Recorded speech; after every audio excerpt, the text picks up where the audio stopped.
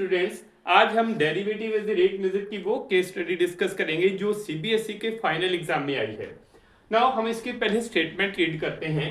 A tank is form using a combination of cylinder and a cone and that offers better drainage as compare to flat bottom tank. A tap is connected to such a tank whose conical part is full of water. हम इसके conical part को बनाते हैं, ये इस तरह से इसका conical part है. टैप जो है that is connected to this conical part, और जो water है that is dripping out from tap at the bottom of the at the uniform rate of 2 centimeter cube per second. यहां पर हमें इसके यूनिट से पता लगता है, यहां पर इसका यूनिट है सेंटीमीटर क्यूब पर सेकेंड. सेंटीमीटर क्यूब जो है वो वॉल्यूम का यूनिट होगा. इसका मतलब जो dV अपॉन dt हमारे पास गिवन है दैट इज 2 सेंटीमीटर क्यूब पर second. Now water is dripping out from the conical funnel. अब पानी जो बाहर आ रहा है, ड्रेन हो रहा है, इसलिए हम इसमें माइनस साइन लगाएंगे. And now the semi vertical angle of conical tank is 45 degree. अब देखिए इसका जो हमारे पास सेमी वर्टिकल एंगल है ये है, तो हम इसको अल्फा नाम दे देते हैं, यानी सेमी वर्टिकल एंगल अल्फा दिया हुआ है आपके पास 45 डिग्री. हम मान लेते हैं कि इसका जो रेडियस है वो r के बराबर है, इसकी हाइट जो है वो h के बराबर है, इसकी जो स्लैंट हाइट है वो l के बराबर है. अब यहां पर हमें निकालना है, इस इंफॉर्मेशन के बेस पर हमें इन क्वेश्चंस के आंसर देने हैं. फर्स्ट पार्ट है find the volume of tank in terms of radius r. देखिए अब यहां पर अगर हम इसको राइट एंगल ट्रायंगल मानते हैं तो यहां से ये एंगल है अल्फा. अब देखिए इस एंगल के सामने ये r जो है ये परपेंडिकुलर है, ये h है ये इसका बेस है, और ये स्लैंट हाइट l इसका हाइपोटेन्यूज है. इसका मतलब है जो tan अल्फा है that is equal to angle के सामने ये हमारे पास लेंगे परपेंडिकुलर अपॉन बेस, तो एंगल के सामने r जो है ये इसका परपेंडिकुलर है, h उसका बेस है, यानी ये आ जाएगा r अपॉन h के बराबर. अब अल्फा हमारे पास 45 डिग्री गिवन है, that means tan of 45 degree is equal to r upon h. अब जो tan 45 डिग्री है वो 1 के बराबर है, तो यहां से हमारे पास क्या मिल जाएगा 1 is equal to r upon h, तो h जो है वो r के बराबर आ जाता है. अब हम निकालेंगे फर्स्ट पार्ट का answer, find the volume in terms of radius r. देखिए वॉल्यूम ऑफ टैंक जो है कोनिकल टैंक कोन का वॉल्यूम होता है 1/3 पाई r स्क्वायर h.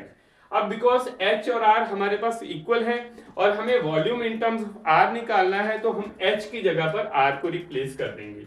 v आ जाएगा 1/3 पाई r स्क्वायर इंटू r, तो वॉल्यूम आपके पास आ जाएगा 1/3 पाई r क्यूब के बराबर. ठीक है, तो ये हमारे पास वॉल्यूम आ गया 1/3 पाई r क्यूब. ये हमारे पास फर्स्ट पार्ट का आंसर आ गया. अब सेकेंड पार्ट के आंसर के लिए हम क्या करेंगे, हमें दिया हुआ है find the rate of change of radius at an instant when r is 2√2 centimetre. That means हमें निकालना है इसमें dr अपॉन dt निकालना है. कब निकालना है, व्हेन r जो है वो हमारे पास दिया हो 2√2 सेंटीमीटर के बराबर. अब हम यही इक्वेशन जो फर्स्ट में हमने सॉल्व की है वही हम लेंगे, हम इसका डेरिवेटिव लेंगे with respect to t. That means क्या आ जाएगा dv upon dt that is equal to 1/3 pi constant है, r स्क्वायर का डेरिवेटिव आ जाएगा 3r square dr upon dt के बराबर. अब यहां पर हम इसके वैल्यूज पुट करेंगे. dv बाई dt की हमारे पास वैल्यू दी है, ये हमारे पास गिवन है -2 सेंटीमीटर क्यूब पर सेकेंड, और dr बाई dt की वैल्यू निकालने के लिए r की वैल्यू हम पुट करेंगे 2√2 सेंटीमीटर के बराबर. अब इसको आगे कंटिन्यू करते हैं. 3 से कैंसल, तो हमारे पास क्या आ जाएगा dv upon dt is equal to pi r square dr upon dt के बराबर. dv अपॉन dt की वैल्यू है -2 is equal to pi, r की वैल्यू हम पुट करेंगे 2√2 square d r upon d t. अब ये आ जाएगा -2 is equal to pi into 2√2 का स्क्वायर है 4√2 का 2 into d r upon d t. यहां से ये आ जाएगा -1 upon pi D r upon d T के बराबर। इसका मतलब जो D r upon d T है इसकी वैल्यू आ जाएगी -1 अपॉन 4 पाई सेंटीमीटर पर सेकंड के बराबर। अब हम थर्ड पार्ट का आंसर देते हैं। Find the rate at which wet surface of conical tank is decreasing at an instant when radius is 2√2 centimetre. अब यहां पर हमें रेट निकालना है सरफेस का। नाउ सरफेस एरिया जो है वो कॉनिकल वेसल का होता है पाई आर एल के बराबर। ठीक है, हमने इसमें ds by D T find करना है। अब हमें देखिए स्लैंट हाइट का रिलेशन क्या होता है, l square is equal to r square plus h square. ये हमारे पास रिलेशन होता है r square plus h square.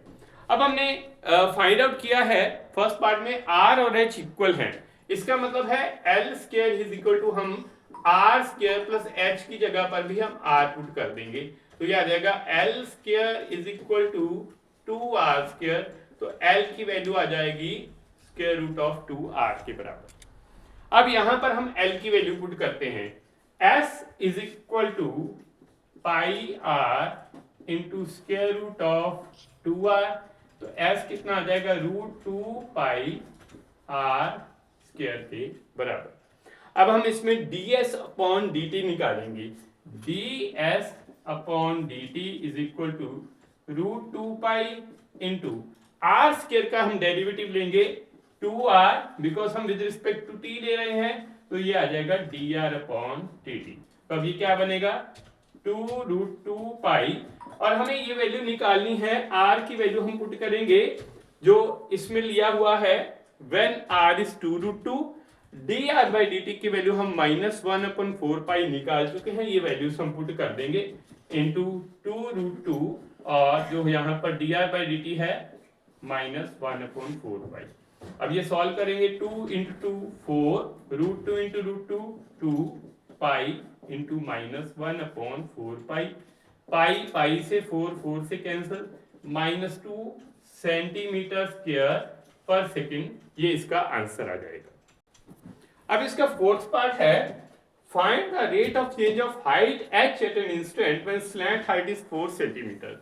अब यहां पर देखिए हमारे पास h और r जो है वो इक्वल है इस स्टेटमेंट में, तो हम dh अपॉन dt लेंगे, तो वो किसके बराबर होगा dr अपॉन dt के बराबर। dr अपॉन dt की हम वैल्यू निकाल चुके हैं, that is -1 upon 4 pi centimetre पर सेकंड। तो ये फोर्थ पार्ट का आंसर है।